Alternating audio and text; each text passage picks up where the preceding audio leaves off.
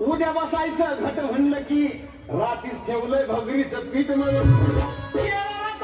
दूध पाताळ नाता कसं आलं याजून बघा ना कुणाची वाट माया